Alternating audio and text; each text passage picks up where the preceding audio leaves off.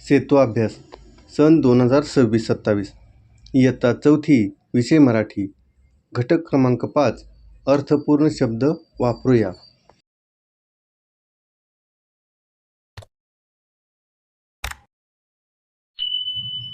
या घटकामध्ये विद्यार्थ्यांना कृती दिलेल्या आहेत. कृती क्रमांक 2 दिलेल्या शब्दापैकी एका शब्दावर 4 ते 5 वाक्ये वहीमध्ये लिहायची आहेत. पहिला आहे शाळा. शाळा हे विद्येचे मंदिर आहे. माझी शाळा खूप सुंदर आहे. मी दररोज न चुकता शाळेत जातो. माझ्या शाळेत सर्व शिक्षक खूप प्रेमळ आहेत. माझी शाळा मला खूप आवडते. खेळ. मला मैदानी खेळ खेळायला खूप आवडते.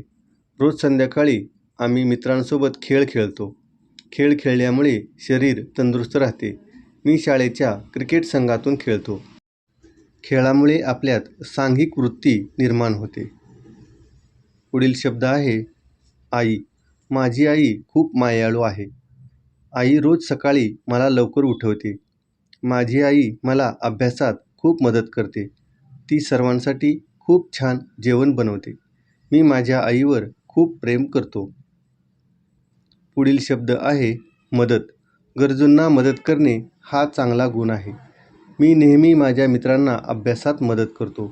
संकट काळात एकमेकांना मदत केली पाहिजे. शाळेत शिक्षकही आम्हाला प्रत्येक कामात मदत करतात. कोणालाही केलेली मदत कधीच वाया जात नाही. पुढील शब्द आहे अभ्यास. मी दररोज न चुकता अभ्यास करतो. वेळेवर अभ्यास केल्यास परीक्षेचा ताण येत नाही. माझी आई मला रोज संध्याकाळी अभ्यास करायला बसवते. नियमित अभ्यास केल्यामुळे परीक्षेत चांगले गुण मिळतात. मला नवनवीन गोष्टींचा अभ्यास करायला आवडते. कृती क्रमांक 3 दिलेल्या शब्दांवरून छोटे छोटे संदेश फलक तयार कर. पहिला शब्द आहे झाड. झाडे लावा, झाडे जगवा. झाडे आपल्याला फळे आणि सावली देतात. झाडे पृथ्वीचे रक्षण करतात. पर्यावरण वाचण्यासाठी झाडे जगवणे गरजेचे आहे. 2 दवाखाना. दवाखान्यात शांतता राखा. वेळेवर उपचार आरोग्याचा आधार. आरोग्य हीच खरी संपत्ती आहे. रुग्णांना हवी शांतता आणि औषधे. पुढे 2 शब्द आहेत बसस्थानक आणि पुस्तक. बसस्थानक. प्रवाशांनो, रांगेत उभे राहून शिस्त पाळा. स्वच्छता राखा. कचरा पेटीचा वापर करा. आपल्या सामानाची काळजी घ्या. गर्दीत सावध राहा. 4 पुस्तक. पुस्तके ही ज्ञानाची गुरुकिल्ली आहेत.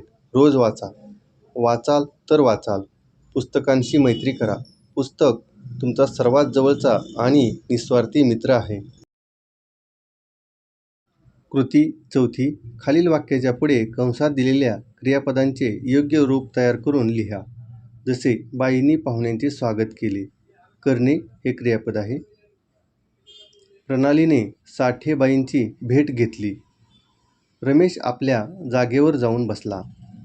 आईने नाराजीच्या स्वरात उत्तर दिले. मी लेखक कसा झालो हे त्यांनी सांगितले.